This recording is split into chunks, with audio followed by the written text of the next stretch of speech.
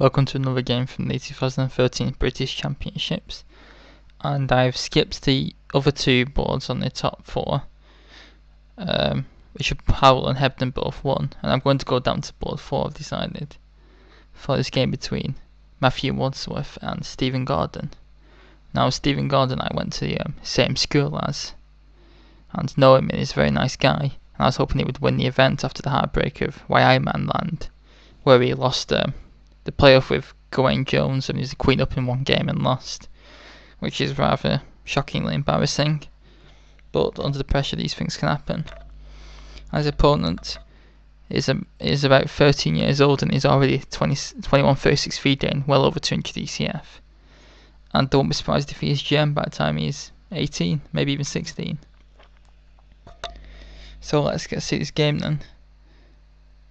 Matthew opened with 1 e4, which is strange because I thought he plays 1 c4, but people change, and of course you need to avoid prep as well, because it's one game a day. People get a lot of time to prep because the parents are put up at like 10 or 11 o'clock the previous day, and then you can just get up early and prep, unlike me. e4, and Stephen Gordon, also known as Stevie G, plays his favourite Sicilian defence with c5, and now knight c3 was chosen. So maybe heading for a close Sicilian or a Grand Prix attack, or maybe still an open Sicilian and hoping to try and maybe move order into something you don't want to play against. He plays knight c6, and now a very tricky move is played, which is Bb5, which you might think is a Rossolimo, but the knight's on c3 rather than f3, and it's quite a tricky move because if Black just plays something like casual, like g6, White will chop and then play f4, and that's the point. Now White has a sort of like improved Grand Prix attack because he's got his bishop takes c6 positional threatening, so it's quite a sneaky move that. So the best move probably is what is played, which is knight d4, which gets the knight out of the way of the bishop, and then maybe we're going to get a Grand Prix attack chance position with f4. Bishop c4 was played. Of course you can also play f4, and then we can have knight takes b5, knight takes b5, a6, knight c3, then g6, play with some kind of chance position to a mainline Grand Prix. You get this sort of position, but it doesn't happen because the bishop moves, so White gets to keep the bishop pair at the cost of losing time. e6 is played to blunt the bishop on the diagonal. Knight Ge2, which keeps the option of playing f4 in one move. Knight f6, castles, a6, preparing b5 and bishop b7 to gain some activity. So now maybe a4 is an interesting move to stop that, at the cost of weakening the b4 square, but that doesn't seem so critical with the knight far away from b4. d3 was played, aiming to get the bishop out, maybe play bishop b3 and try and get rid of that knight. b5, which wins the bishop pair and doubles White's pawns, but White in return has a file pressure and a leading development, so chances are probably about equal at this early stage. But of course that's quite good because if you're playing Black you've got the second move, so if you've equalised by move 9 you've usually done pretty good. The bishop's developed to a nice diagonal.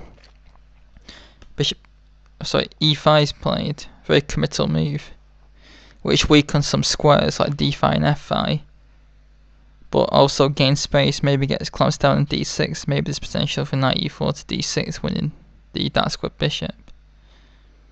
After knight g4, d4 was played, which doesn't seem the best. Maybe f4 is better, just supporting the e5 point, and threatening moves like stuff like h3 to boot the knight back to a bad square, so Black needs to react energetically. So maybe d6 to undermine the e5 point, knight h3, knight h6. Maybe White can go kamikaze with g4.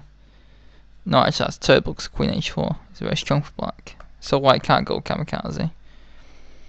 And has to play something like queen e1, which prepares to bring the queen to a nice attacking square and also stops the queen h4 stuff, so maybe g4 is an idea next. But Black has bishop e7, renewing these threats, and then White can play something like knight e4, and we're going to get a very messy and unclear position in which the stronger player will probably win, which is of course GM Stevie G. Also Oldham's first Grandmaster. which is where I'm from.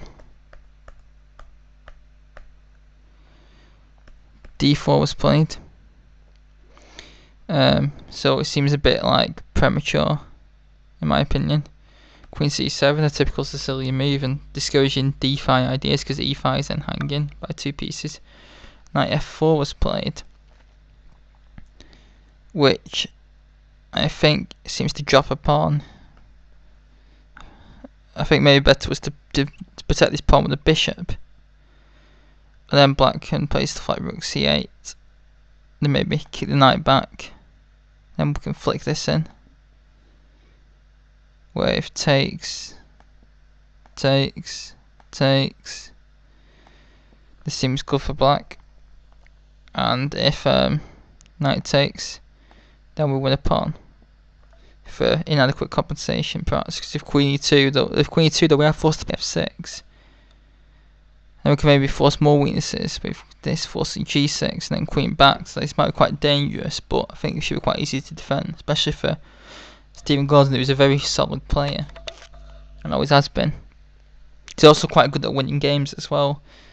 Like, he doesn't drop many draws. He usually like beats people at 2400s, whereas some GMs like Israel, like Matt Kevin, drop quite a few draws potentially against 2400s.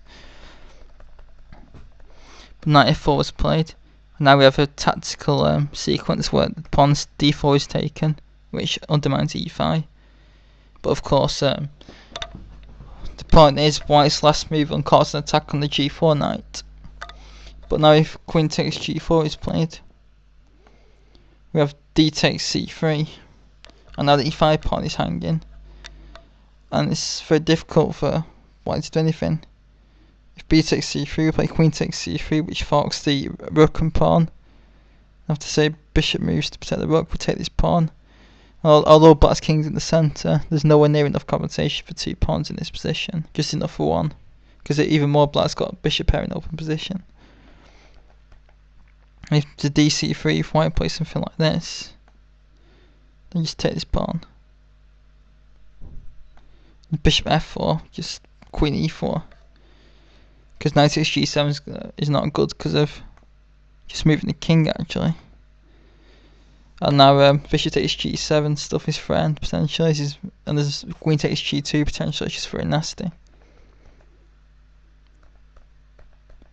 So instead knight takes b5 was the point of white's play. Because now this is a desperado tactic, because of course when you've got pieces hanging you want to try and sell them as neatly as possible. And this move does attack the queen and practically forces takes. But now rook takes a8 has to be played. Bishop takes a8. Now although the knight is taken, the e5 pawn falls at the end. But actually taking the c2 pawn was actually stronger, surprisingly. Which I'm a bit surprised at, because I thought, right, you'd rather take a centre pawn, wouldn't you? And that pawn is quite cramping. But the problem is now the b3 pawn is probably going to fall as well. So maybe that was a slight improvement. But after queen takes e5, the opening, the first 15 moves has been very good for black. He's a pawn up with 2 bishops and white has not enough for it. Knight d3, queen d5, so now white's got to watch out for potential cheapos on the diagonal. Bxh4, f6 to prepare e5 and get black's massive centre rolling. f3, king f7, very nice moves, no point because the bishop can't be moved anyway because of the g7 points hanging, and the king's perfectly safe on this square. Very instructable play by a very strong player. Bishop g3, h5, kick the queen back, h4. So the point is, if bishop takes h4, then g5 can be safely played, winning the piece. Because the queen is protecting the g5 point, so there's no like tactics on the pin. So bishop back to f2, which at least attacks the d4 point. But now e5, queen f5, bishop c6. Maybe stronger was h3, just trying to undermine white's king side. And if so like g4 is played, then g6 forces queen e4, which wins the other pawn. So after h3, if white takes it, then again we have g6, queen g4, and rook h5 ready to win the queen is very strong. Bishop h4 to stop this. we play bishop h6, and bishop's coming to e3 with decisive effect. And black's going to get a very strong attack. So h3 is strong, but just bringing the bishop back into the game is good as well. Rook e1, bishop d6, developing the last piece finally at move 23. Queen g4, which is another blunder, I think, because now h3 could have been stopped. But white is still a pawn down for nothing, but now with the queen g4, h3 is very strong. If g3 is ever played, then the f3 pawn falls, and after white blocks his bishop, it just takes on g2. King takes g2, queen e6, because at the end of the day, black's a pawn up. He's a very strong endgame player, so we might as well swap the queens off and have a pawn up, because white can't prevent the queen swap. And now his technique is flawless as usual. g5 gains space, putting the king in. Move the rook to the c file, where it's going to attack white's weaknesses on queen side, which still haven't gone away from knight takes b3. Just like in that first game when that e6 move sort of like was like a really good move early on that laid the foundations for the win later on. Knight takes b3 is the move in this game. Rook e2 to protect the same potential stuff. The bishop goes back to the start square because it's got other plans, because the h6 diagonal stronger. h4 to take, no big deal. King back, which is a blunder. Just blunders a pawn, but he's probably in time pressure at this point. Move 34. Of course, there isn't too much else I can suggest in this position, but he drops a pawn. I think he must have miscalculated, but of course now there's just e4. So knight e1, bishop e3. Now the rook's attacked. It moves, and then rook h8, which actually may not be the strongest. I think stronger is just to move the bishop away, but after rook h8, knight takes f3, e takes f3. White resigned in this position because he's just 2 pawns down against a grandmaster. And his only move as well is to play bishop back, which allows the rooks to come off, and it's just a very simple technique to win this in his sleep. But then again, the fact someone as young as Matthew Wadsworth is getting to play against grandmasters in serious games, like not blitz games, actually serious British Championship games, is incredibly impressive. And I'm sure in a few years he'll be beating some of these guys. He already has probably beaten some grandmasters or IMs anyway. But yeah, the way he's going, he'll be beating these in no time. I'll be one himself. I just think that opening was not too great by him, but it was worth a try.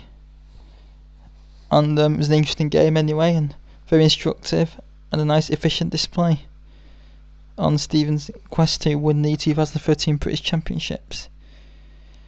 In later rounds I'll be showing people like David Howell and Mark Hebden and all them, but I can only do so many videos per round, and I have to try and get every body in at some point, all the 106 players. But for now, I hope you enjoyed this game, and please leave in the comments some thoughts. Thanks very much.